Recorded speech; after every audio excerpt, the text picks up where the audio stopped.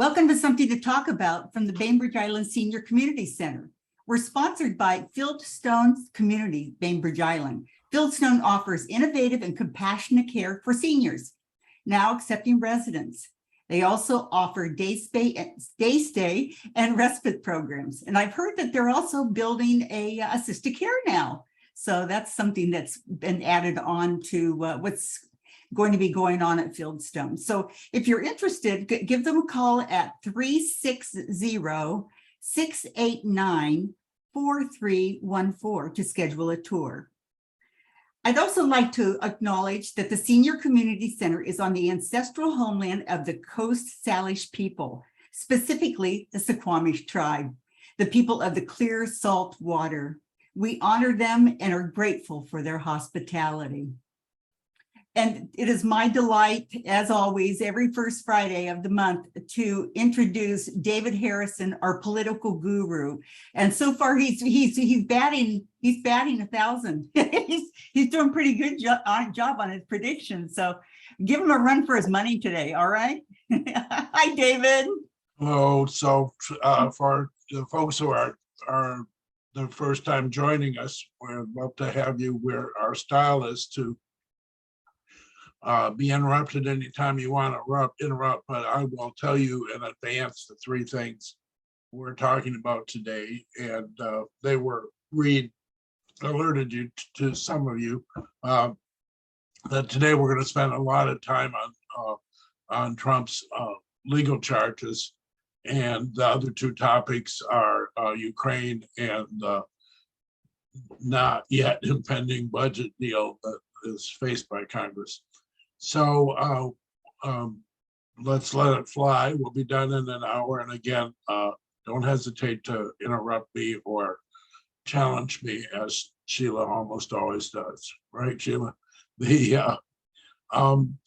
Congratulations to those of you who worked on Wisconsin Supreme Court. It was an untypical race in that it's one good reason not to have judges campaign over their positions on specific court cases. That can be a good thing over time, but it certainly was a good thing in Wisconsin. There are 21 states who elect their Supreme Court, including Washington State, as you know. But in Washington State, that hasn't resulted in deep Republican Democratic divisions like it did in Wisconsin. I think the other lesson from Wisconsin is, yet again, and in every election since the Dobbs decision, abortion is a huge choice. It's a huge issue, and even as we saw before in Kansas.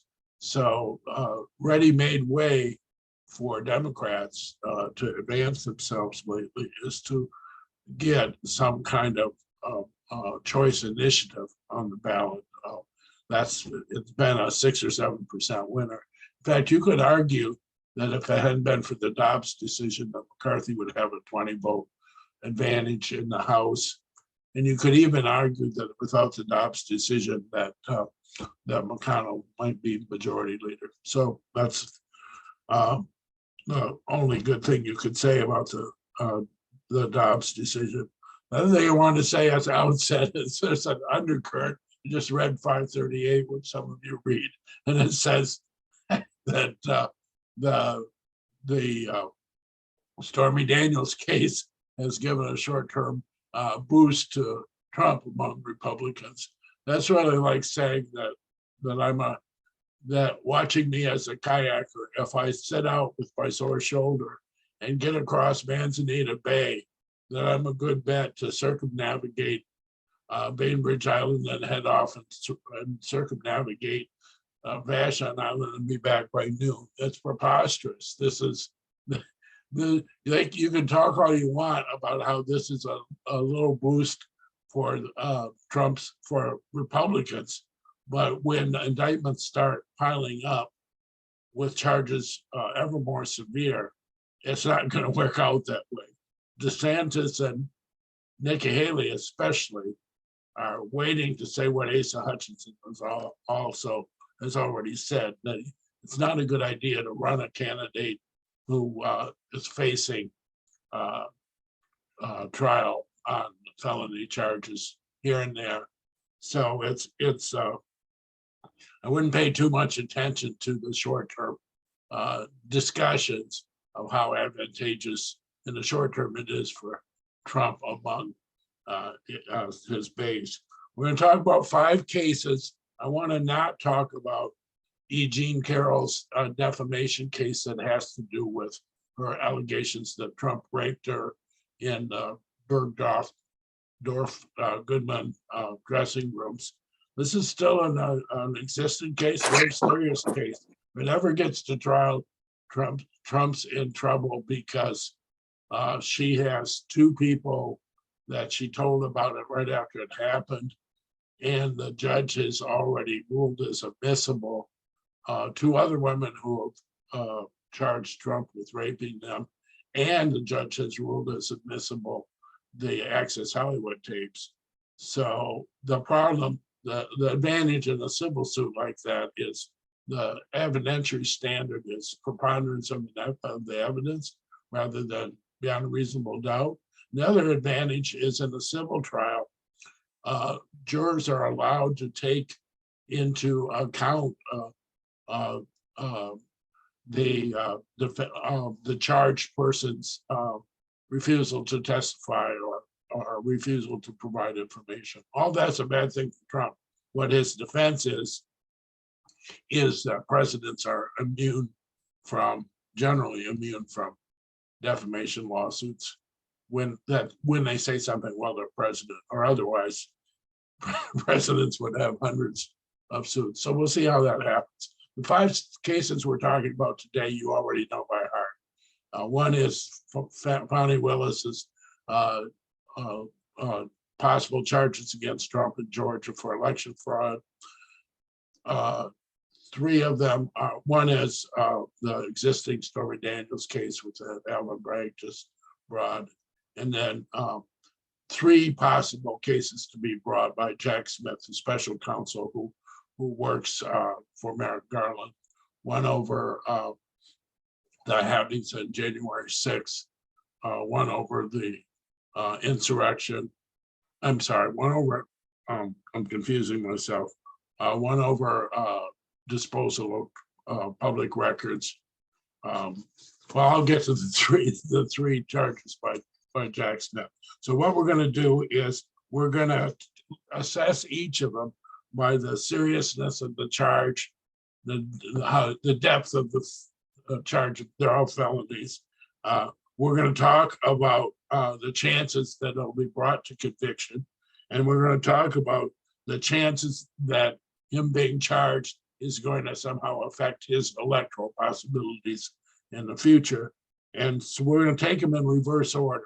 So we're going to take the least significant case first, and we're going to go to the most significant case, and you can say otherwise. I want to say some things in advance. We need to show some ability to sort out when a court refuses to issue a stay from a finding on the evidence. Sometimes courts have not made a determination on an issue. Delivered it here. Reed, you're not. Oh. So it's just important to understand when a case has been resolved, when it's on appeal, and when the verdict has been stayed. Nothing that is happening is going to ban Trump from running for office. But as you'll see, I feel very strongly that the mounting amount of charges of felony will accomplish that purpose. I think Trump is very unlikely to actually do time. I know there's some of you on this call who wish that were so. I'm not one of them. I have no desire to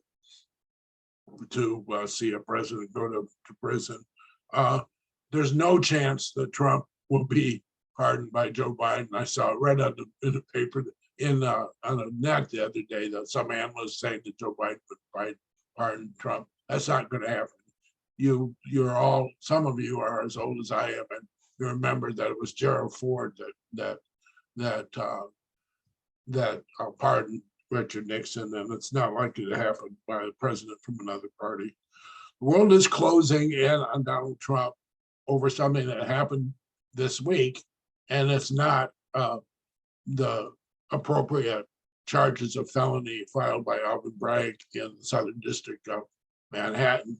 It's the ruling of the DC Appellate Court on who has to testify before the grand jury that has been convened, having to do with January 6th, the various charges that you could charge with over January 6th, including calling for the insurrection, which we'll get to, or including election fraud or otherwise other conspiracies to place false electors.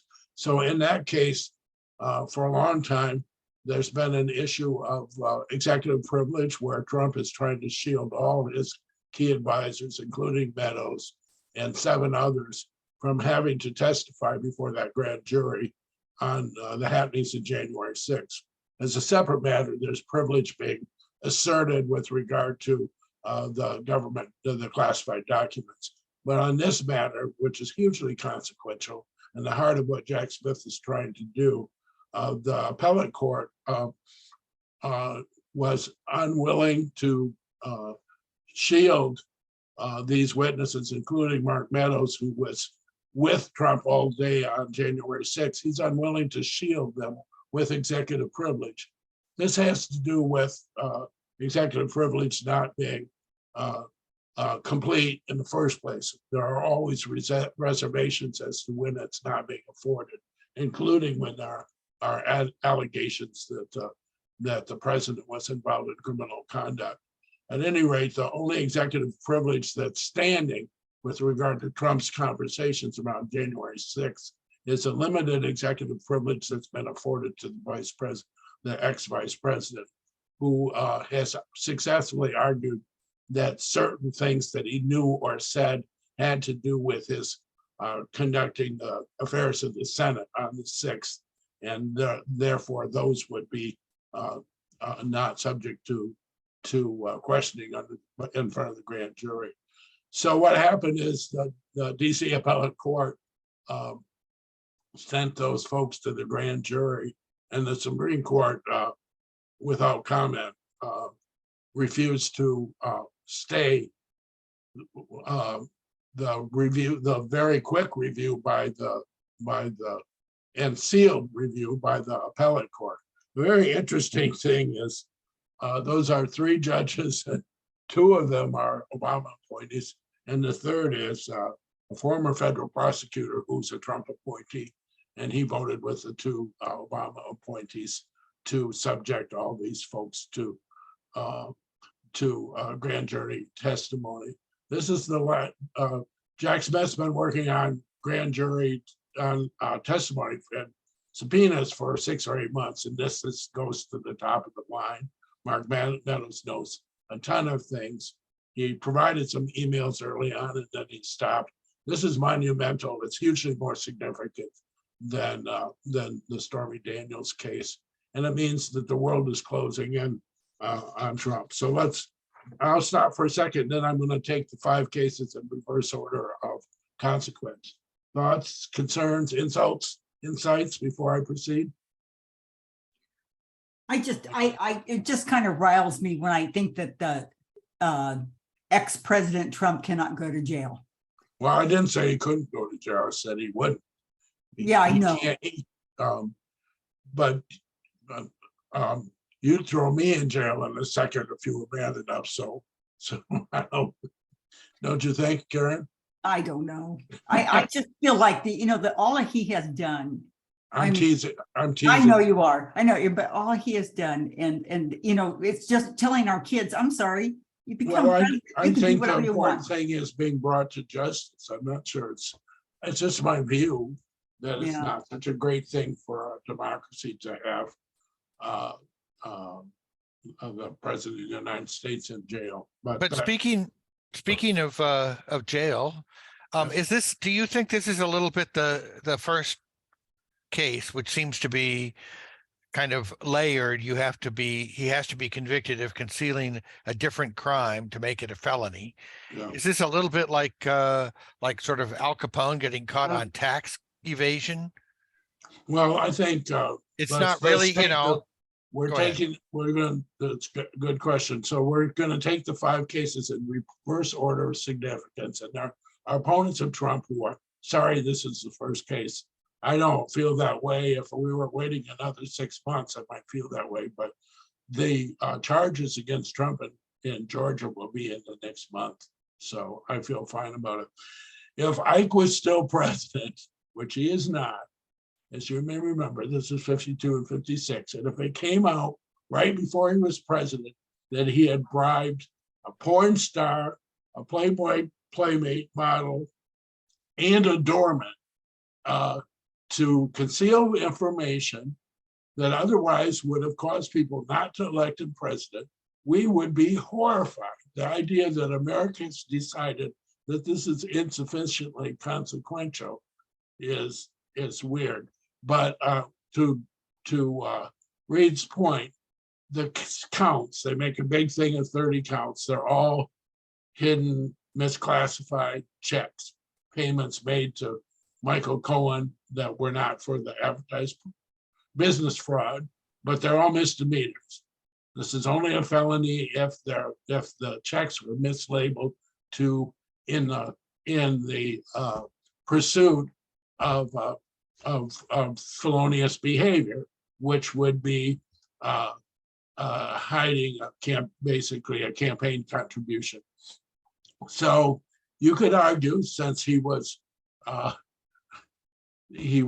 violating his marital vow, that was his motivation.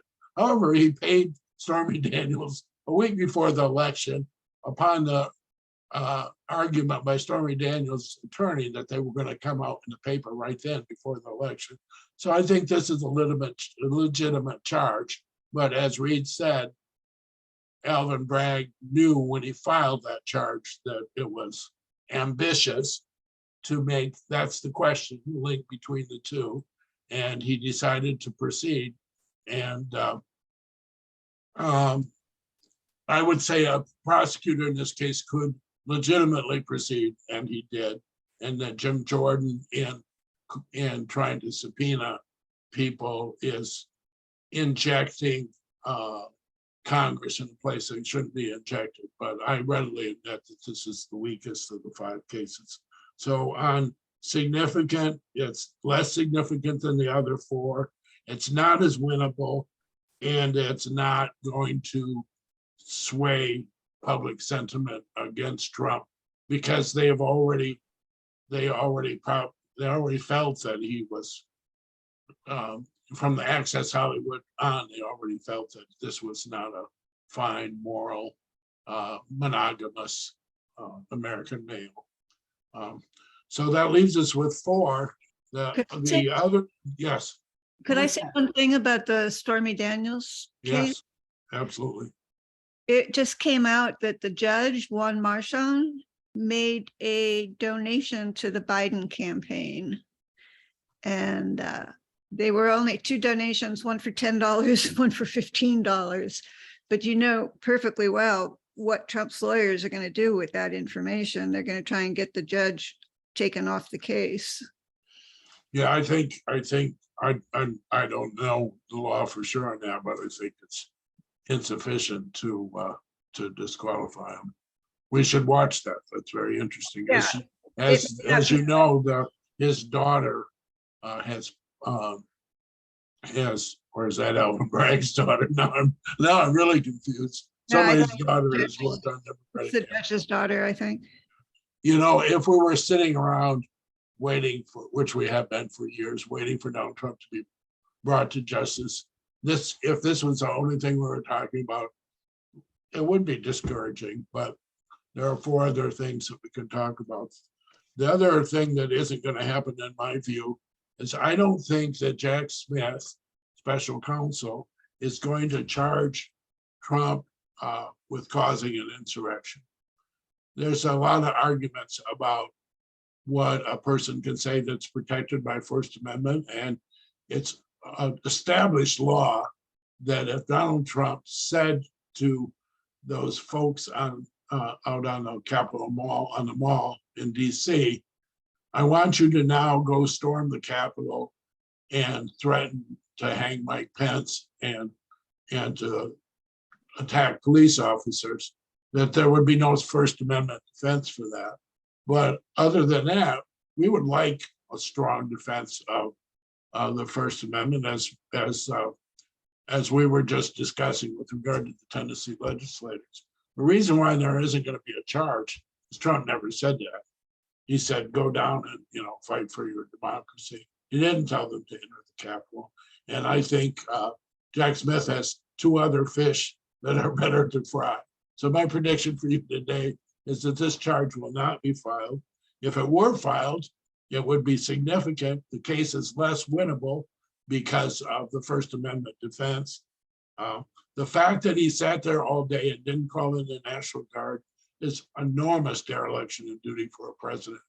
But that doesn't prove that he caused the insurrection. If he was still president, it would be an impeachable offense, which Liz Cheney and others argued, and which they argued during the impeachment trial. This also is it's a meaningful opinion changer if he were convicted, but like I said, I don't think Jack Smith will bring those charges, which leaves us 3 huge charges that will be filed against Donald Trump. As you know, this is where Trump gets way over his head, and in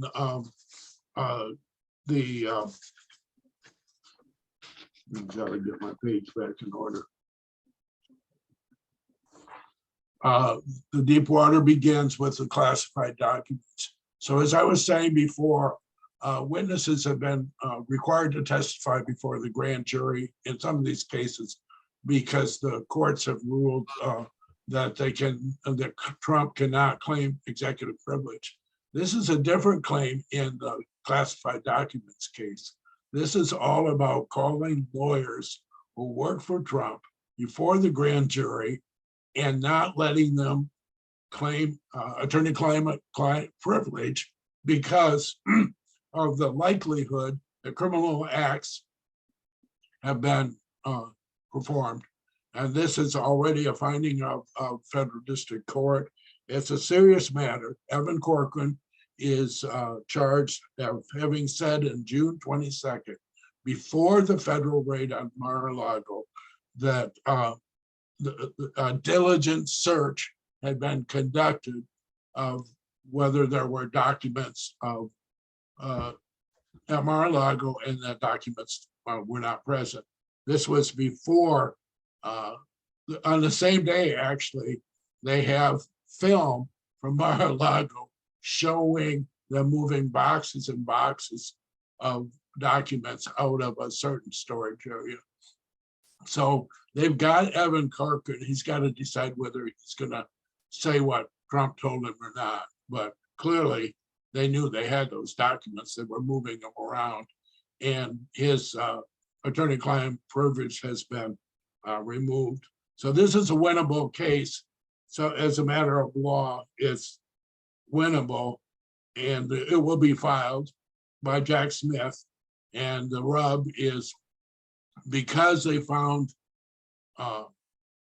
less significant documents with Biden and with Mike Pence. And even though they both immediately gave it back, this is less of an opinion changer with the public, as you know, because the public is not necessarily warm to making those distinctions. So this is a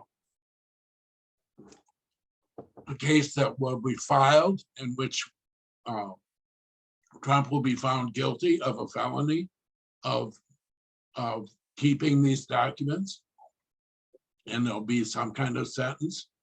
And it's still not as juicy for those who are concerned about Trump's behavior as the other 2 charges.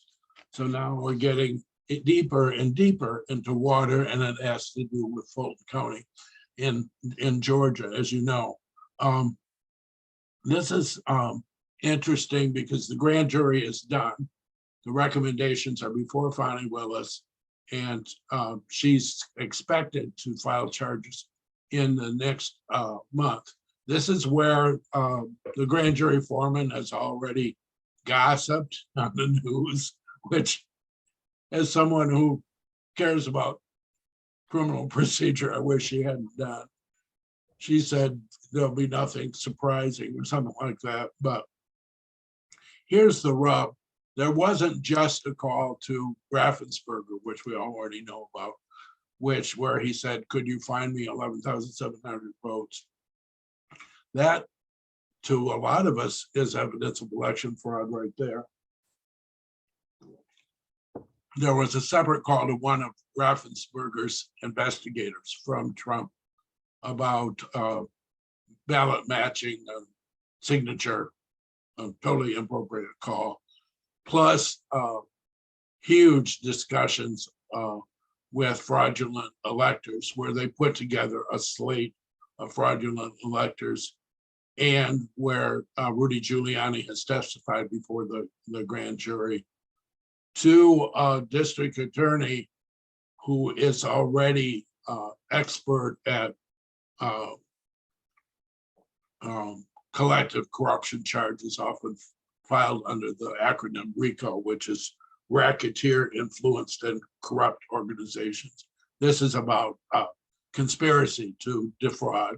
So the charge will be voter fraud, but it will also be conspiracy to defraud. It's significant, it's winnable, and it will have something to do with, by that time, if you file that as a felony, then you've got DeSantis and Nikki Haley saying, fellow Republicans, this is too much. We can't win an election with this testimony that has just been revealed from Georgia.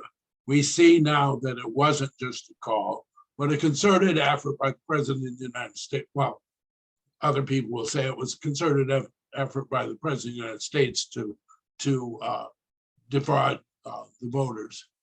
And I think this will be filed in the next month, and it will be successful, and it will have a significant impact on the electorate. And then we're leaving the last and most significant. Jack Smith will charge Trump with activities on January 6th, not having to do with the insurrection, but having to do with a concerted effort to defraud, well, there's 4 charges that are talking about effort to defraud the United States, conspiring to make a false statement, insisting in the instruction of an official proceeding. So the most important of those is they have now subpoenaed and gotten depositions from fake electors across the country. And I believe that will be a charge against Trump, and that they will be able to prove his complicity in that effort. And the false statement has to do with the prosecutor believing he can prove that Trump all along did not believe that the Dominion voting stuff and all the other things that he was alleging. So to make a long story short, this is going to happen. It's something that people have been saying, well, when is Merrick Garland is going to act? Merrick Garland said a year ago that he'll go where the evidence takes him. It's to the advantage of Trump critics to have him be as slow as he's been, as agonizing it is to Trump critics. And this is, we're going to end up with at least 3 major felony convictions of Trump in the next year or so. So that's my view. None of which will be overturned by the court, in my view. Questions, thoughts, concerns before we quickly take on Ukraine in the budget? Will he be able to go to federal prison then? I mean, Well, come you don't on. want to, you don't want to, Karen, you don't want to send him until he's convicted. That's very. Okay, no, I don't want to send him now. I just want to make sure that he has, goes through the Okay. due process like all Americans do, So- right? So And I mean- sentencing takes place under sentencing guidelines in each case, by the judge. And whether it's trial by jury or a trial by the judge, I think all these would be trial by jury. If we bring in the convictions and then the judge sentences, he has sentence guidelines. And in all three cases, he could make an extraordinary decision to put Trump under parole and have him pay a fine and not send him to prison. And that's just the discussion you and I are having. You could argue that if somebody tries to overthrow the results of an election, that the rending of our democracy, the tearing of the fabric is huge, and that there should be consequences when somebody does that. So that would be the argument with regard to federal prison. Reed. The last time that we were kind of at something that serious was the Civil War, right? And it was decided at that point to not overly punish the leaders. Am I right about that? Well, there was a difference of opinion. If Lincoln hadn't been assassinated, and if Johnson hadn't been the person, there were plenty of people in the North that wanted to be harder on the South. Johnson basically was a leader of people who would have not been as hard on the South. I think the interesting thing there is the issue was not so much about whether not to try. They put Jefferson Davis in prison for a while and so forth. It was they had a while where African-American congressmen were elected, and then they gave up on that. It wasn't so much the immediate decision to go for a healing. It was then them allowing the resegregation of America, especially the South, at incredible levels of discrimination and huge numbers of lynchings. And so I think that was the bigger sin. I was telling my sweetie the other day that President Grant was stopped in DC for his carriage going too fast while he was president, and that he went with the officer to the police station to get his fine and turn himself in. So he didn't do time though. There's some other presidents who possibly should have been charged with something. Buchanan was an awful president who did everything he could to send us toward war. So there were other bad presidents. I mean, Dick Nixon.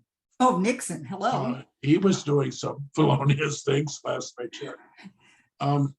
Let's go on to the other two issues unless we have questions, thoughts. This is all Anybody else? this year. Anybody else want to back me up? No. Melissa, do you want to say something? I just want to clarify there. You say there are five potential cases. I think of it as 4, the 2 January 6th cases. So you're talking No. about the Stormy Daniels case. I'm making a distinction of, I'm calling it 5 because they could separately charge him with election fraud and the insurrection as separate matters. So Oh. that's why I'm calling it 5. Okay, so But, you don't yeah. think they'll charge him on the insurrection? You think the 3 main cases are the Georgia case, the documents case, and the and Jack Smith charging him on election fraud. election? That's fraud? my view. I mean, I'm Okay. not- I could be wrong. I just wanted to clarify that. Yeah, no, thank you for doing that. Thank you, Melissa. So this is going on for a long time, but remember, it's only been 2 years since Trump wasn't president, and since Merrick Garland has been Attorney General, and since the election. So many of these things it didn't start emerging till just 2 years ago now. So this is how quickly we should be proud to be in a nation that can sort things like this out. With regard to Donald Trump himself, it would be a great gift to the Democratic Party if he were nominated. And the reason why it's even being discussed, as I've mentioned before in this forum, is Republicans select their delegates from each state based upon winner take all. Yeah. So Trump can go into New Hampshire or someplace and get 32% of the vote, get all the delegates, where the reason why Democrats don't build up big leads is they're selected proportionally. And if some Republican had wanted to make it easier to have 5 candidates, they would have made that rule change. It makes that's why Larry Hogan said he didn't go in. But Asa Hutchinson was not going to get any delegates anyway, rejected that remark, that approach. The reason why Nikki Haley's running is she thinks eventually the felony lineup is going to want people to look in a new direction. So she's running because she's more likely to win independents than DeSantis. And she's running because she thinks Trump is eventually not going to be a candidate. So that's why she's doing that. I wanted to check in on Ukraine and the budget. How much time do we have? We have 20 minutes. That's all we need.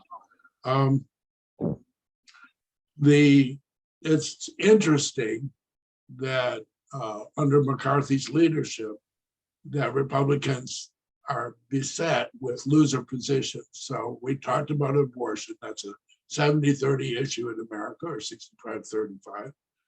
Ukraine, although it's polling a little closer, is also a 60-40 issue and more like 70-30 if the Russians got within 60 miles of Kyiv. And the budget. Americans don't want them to shut the country down or default on the national debt. So McCarthy's problem is that he's saddled with unpopular positions. And I guess it's kind of sort of to their credit that they would pursue some of this stuff, like not credit's not the right word. At least it shows perseverance when you keep on hitting yourself over the head with a hammer. If there's anything proven in its American politics, is that one party gets blamed for shutting the government down, and that people don't want to hear why they had to. They don't want them to shut the government down. And so similarly, they don't want to hear that Putin gave an address in the square in Kyiv. And so Republicans have an argument, some of them, that money should be spent more carefully. And in fact, interestingly, Americans poll much higher on sending weapons to Ukraine than they do on sending money to Ukraine. And you can see why Biden's doing it that way. It's much easier to sustain the support. But as long as Mitch McConnell's going to be either majority leader or minority leader for as long as he serves in the Senate, this will be his last term, another 4 years. And as long as he's minority leader, there's not going to be a change in Biden's policy in Ukraine. And how many ever Marjorie Taylor Greens there are in the House, there isn't going to be a budget that takes money away from Zelensky. So it makes you wonder what they're doing, especially DeSantis, who a month ago comes over and calls it a territorial dispute, which is Putin's language. And you can see how problematic the issue is for him, because he walked back that statement, and all of a sudden he has a more conventional view and he's back to being against fraud. Pence, McConnell, Haley, Rubio, Lindsey Graham are all for protecting Ukraine, and that's what's going to happen. Most consequentially because of McConnell. It's a war in the Republican Party that is odd. It's as much as a war over isolationism as we have when Ike was running against Robert Taft. So that's 1952. So that's 70 years, the Republican Party has been against isolationism. They've been for NATO, and now you have this weird strain of Putin love in some Republicans. I don't understand it. And the good news is it's not going to be politically successful. Thoughts on Ukraine? And finally, before we go home or stay at home, we talk about the budget. We're down to May or June, as you know, before we default, and we can't default. So I said before this group, that the way it has to be resolved is Joe Biden gets to say that a deal that he talked to with Republicans about spending caps in certain areas over the next several years is unrelated to the lifting of the debt ceiling. And Kevin McCarthy gets to say that it's the same thing and that it's all part of the same deal. And that's how you get done, with it being a separate deal that Kevin McCarthy will say is part of the same deal. But even that can't happen until the stock market drops a couple thousand points. What has to happen, this is showdown time, and somebody's got to blink. And Kevin McCarthy has so many people in his caucus that don't want to, that it's going to take, soon we will default, prototypical crisis for them to cut a deal, even though McConnell would do it a week earlier. So there will be the same old final showdown, same old emergency meetings, the same old Janet Yellen saying this is preposterous and it's going to destroy us. The market getting queasy and dropping a whole bunch. America's elite investors all calling their Congress people, and then a solution to be found. The fact that China's fooling around with trying to be the default international currency is scary, and that will be another argument Biden will have. So that's where we stand. That's the solution. The disquieting thing is the Senate Budget Committee chair is a Texan named Jody Arrington, and lately McCarthy has been taking shots at him. You remember from civics class, the House, with regard to the budget, the House proposes, the Senate disposes. So the budget is supposed to originate the House. President gives his budget, which he's done, and we don't have a proposal from Kevin McCarthy, and we're not close to one. Jody Arrington said it would be May, and then Kevin McCarthy said it would be April, and so, but in the meantime, while the press is reporting the snide things that McCarthy is saying about Arrington, keep in mind, as we had a discussion this before, that, as you know, McCarthy agreed that anyone can propose that he be removed as speaker. I did some more research on that because I was cloudy on what kind of vote that would look like. It's called vacating the speakership, and it requires just a majority vote, but that's a lot. I was thinking you go right back to McCarthy grubbing for the last 10 votes. It's not that, it's a majority vote. The issue is how Hakeem Jeffries would have Democrats voting. Democrats are not going to vote out Kevin McCarthy. They're just not going to vote to save him. So I would guess that the Democrats would vote present and let the Republicans resolve it. And there aren't a majority of Republicans that would kick out Kevin McCarthy. So what it's used instead is as a threat. The last time it happened, a South Carolina Republican named Mark Meadows, soon to be chief of staff, threatened Boehner with this same vote. And 4 months later, Boehner resigned. But the issue was, Boehner wasn't sure he had half his caucus. Boehner was an actual moderate compared to that caucus. And so that's not true of McCarthy. McCarthy does have half his caucus, not least because they have no idea who else would serve. It couldn't be Scalise because Scalise and McCarthy are not close. And it's certainly not going to be Jim Jordan. So last I checked, we're out of candidates. So that's my view on the budget. Questions on this or any other matters? A lot of material today. Yes. Reed? Reed.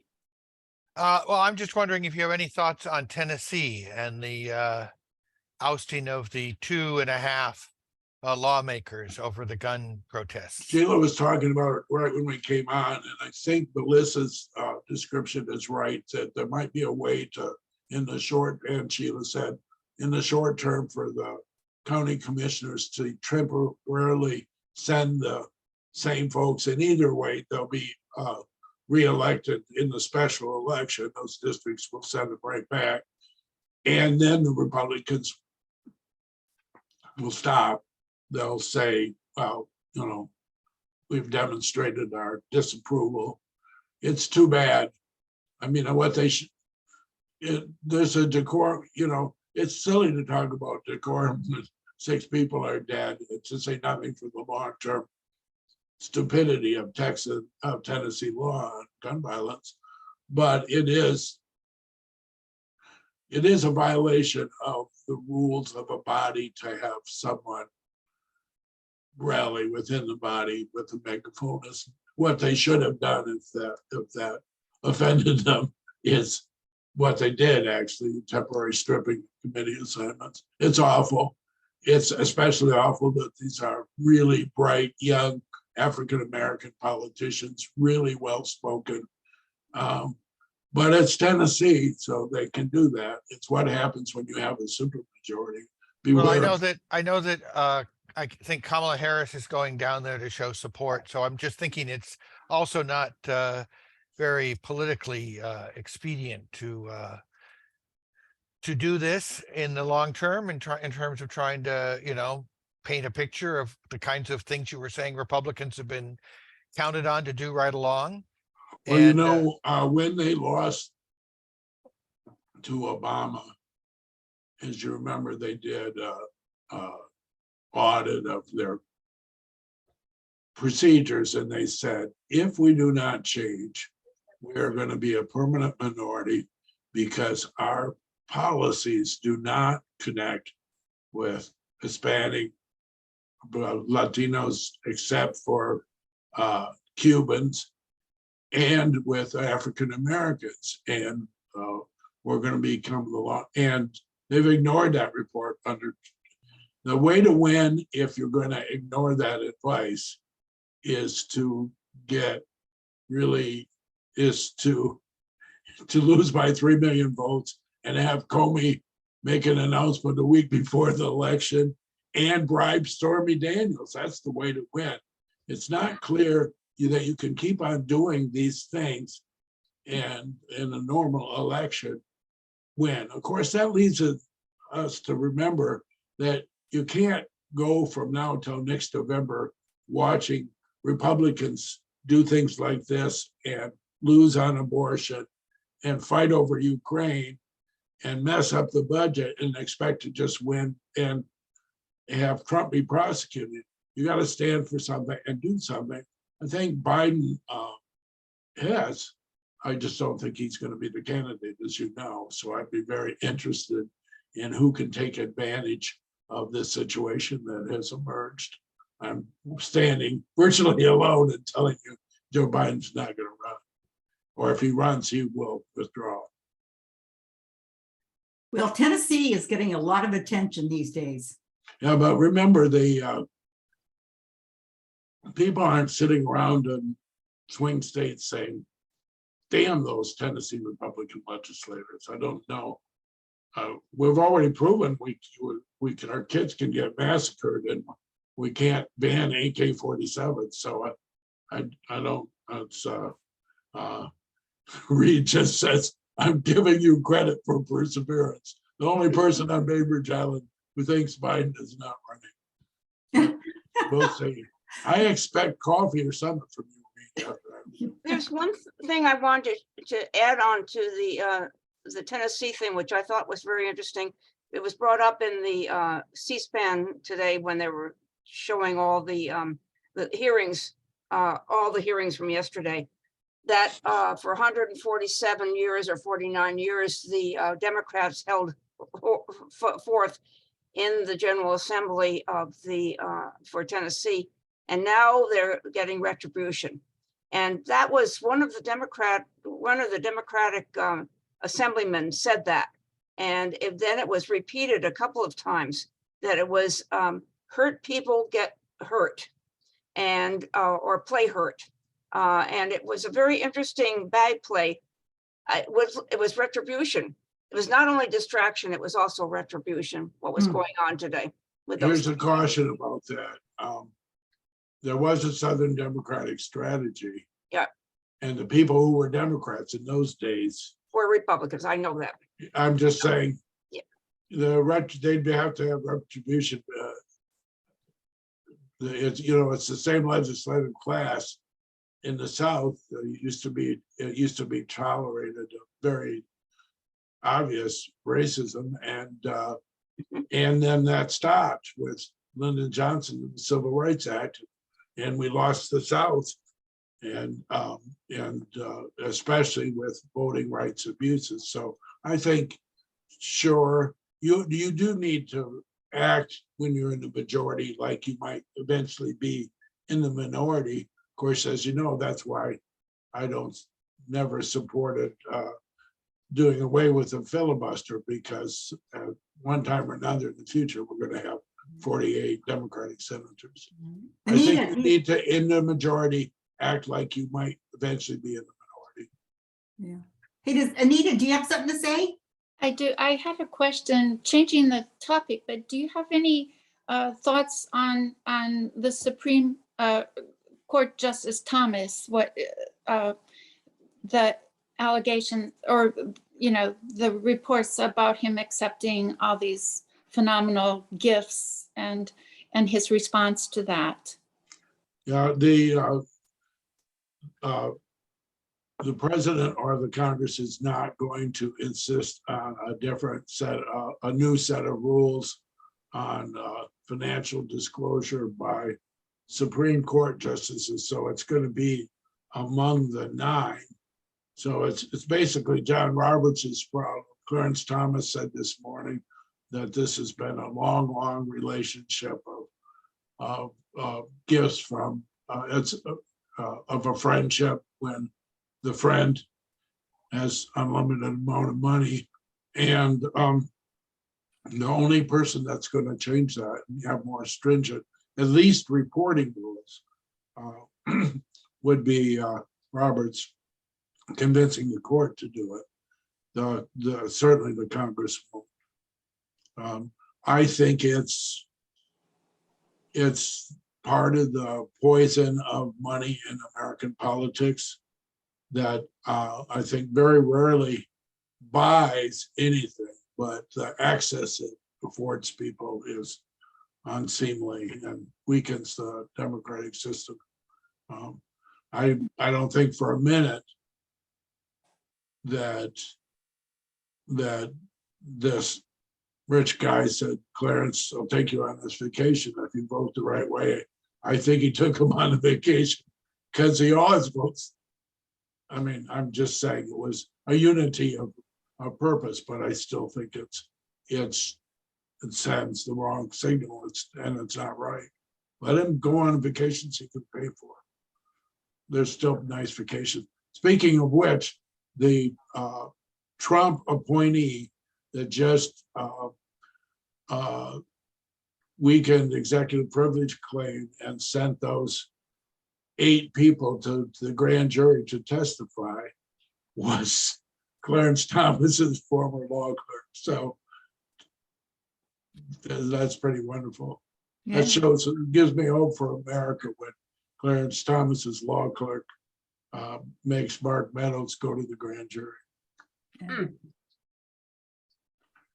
I think we're done. Yeah, well, next time let's talk about what ethics violations are allowed by the Supreme Court. Or they actually have a list of things that, because I read somewhere that they really don't have. Yep. uh, But they can any- do anything. Well, there are rules for recusal, but I don't know how good they are. So that would be the first, of course, that we always go back to. We're looking not only for conflict of interest, but appearance of conflict of interest, which is a standard you expect your city council members to conform to. Hello. Uh,